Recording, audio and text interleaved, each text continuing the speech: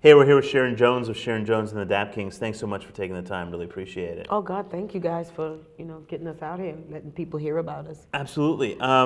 Soul Revival's back. I mean, it's been soul music, real soul, authentic soul music's been away from the scene for a long time, and your records since like 2005 and other great records. Why do you think it's back? Well, you said since 2005, but we actually been back. We never left since like 97, 98. Yeah. And even our first record, Dap Tip, and they said it came out like in 2002, but we really had that out like in 99. All right, well, let's talk about the last decade. Yeah, I mean, and since we've been staying, that's what I have to say. Because a lot of people keep saying, oh, you guys, just because they just heard of us like 2005, 2006. Yeah. But the reason why more people are picking this up is because we stuck with it. Why you think Mark Ronson and Amy Winehouse came to us? Yeah. Michael Bublé came to our studio, Yeah. because they wanted that sound. Al Green, he didn't use all of us, but he used our horn because we kept that soul sound going, Yeah. And for a lot of, people to get out and say, oh, they're retro. They're not really soul because they're, and I'm like, no, they're not. We're a soul. That's why we do the analog. That's why we have our studio away. I'm 55 years old, just turned 55. I want you to know May 4th. But just the fact that I'm not retro. To me, retro is some little young singer trying to imitate someone from the older times to singing soul. You're just singing what you've always sung. I'm just natural, Yeah. And the guys already, Dap Kings, I can admit, they may want to call them retros because some of them was young. Like my drummer, Homer, was 16 years old when we started. But over the years, he had to better himself, get the soul. And we do that by just listening to soul music all the time, you know. On our iPods, I mean, you may find a few of these younger artists out here, but mostly on the bus, we make CDs, we listen to the music so we can keep ourselves going. So what are you listening to on the bus?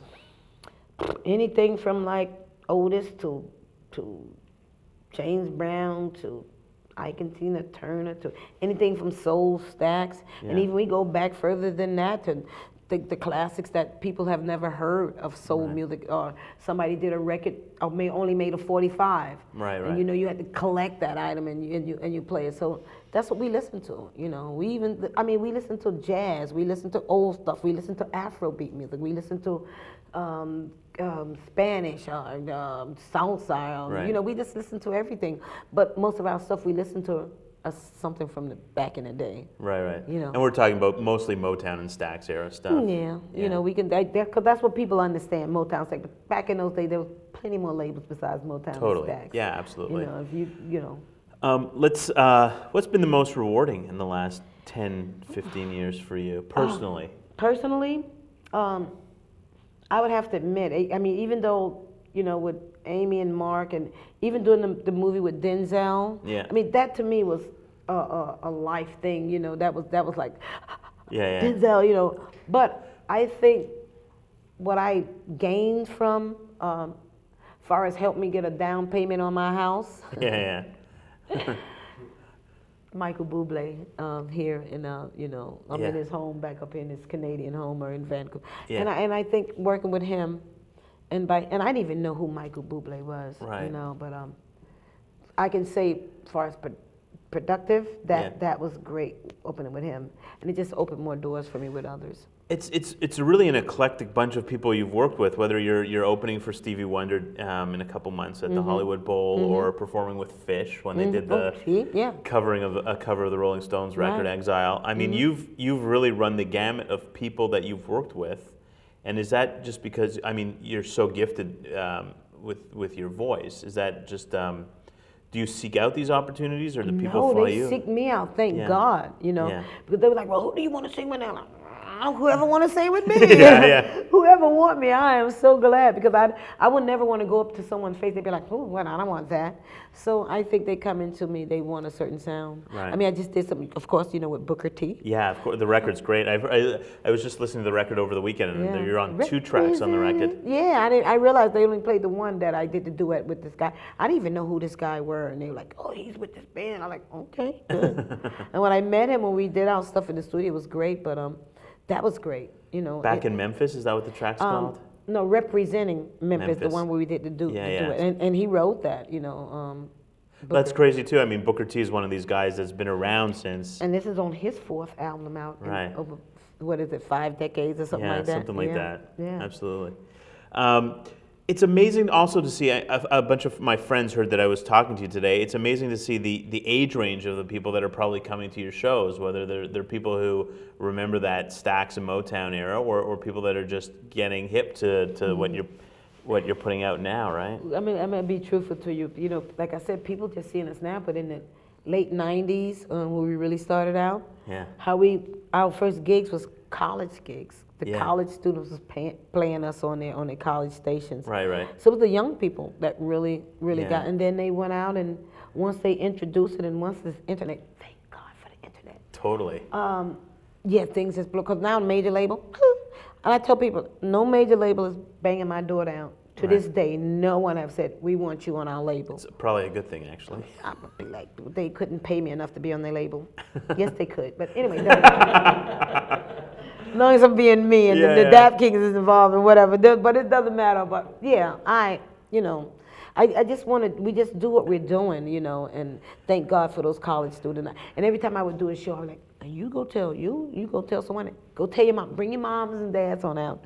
They would go, and they would come back to me and say, I went and told my mother about you. And then when their mother come like, oh, my son brought me, I haven't seen anything like this since like James Brown or back in, in the 60s, late 60s, early 70s. I'm like, that's what we want to hear. Yeah. The record's been out for a bit, probably since the fall, right? And no, the record came out like last year, April. It's been that year long? Yes, it's been a year. It came out April 6th. I'll never forget. We went on tour, and we went over London, got stranded over there because the ash. The ash. We was ashed out. And we had to stay there for 7 days, and we missed Letterman, which he rebooked in May, which was on my birthday. Perfect. So it's been a year, and we're still going. And is the plan to record another record soon? We put some months. We got September, October, November. 3 months that we have on our calendar to have recording. Right. So you're going to tour probably all the festivals and stuff this summer? Yeah, and then... I'm on the road now. I just left home, and like I said, bought the home from my mother down in South Carolina. And I left 2 weeks. I had to leave 2 weeks because after all the pressure and stuff, I took a week. I went up in Sharon Spring and if you can go on YouTube, I went to Sharon Spring, New York, this group called Beekman. It's called the Beekman Boys, Beekman 1802. And they have a farm where they raise goats. Oh, nice. And they make goat milk and soap. And I let them talk me into coming on the phone, put on my dress, put on the boots, with a stood on park and sang to goats. I like, come on, girls. So you got to see this, and I did Mama Don't Like My Man. Oh, wow. And then I like Happy Mother's Day, so they just put it up Sunday. Oh, we got to check that out for sure. Check it out. You look up Sharon Jones and Beekman 1802. We'll do that right away, and we'll post it on the bottom of this so people can see it. Yeah, the goats, they was there. Yeah. Thank you so much for making beautiful music. Oh, guys, thank you all so much because you guys, I love the interview, and I don't know how many artists. I can't stand with some artists, like somebody want to interview, and they like being buttholes. I'm gonna say that. Yeah. I'm not gonna use the other word, buttholes. And like they doing you a favor. Yeah. I thank you guys because you're gonna do this. People gonna see and hear. So. I give y'all props. I thank you guys so much for it. Thanks, and thanks for stopping by. Appreciate it. Thank you all. See you soon. All right. Explore Music wears English Laundry apparel.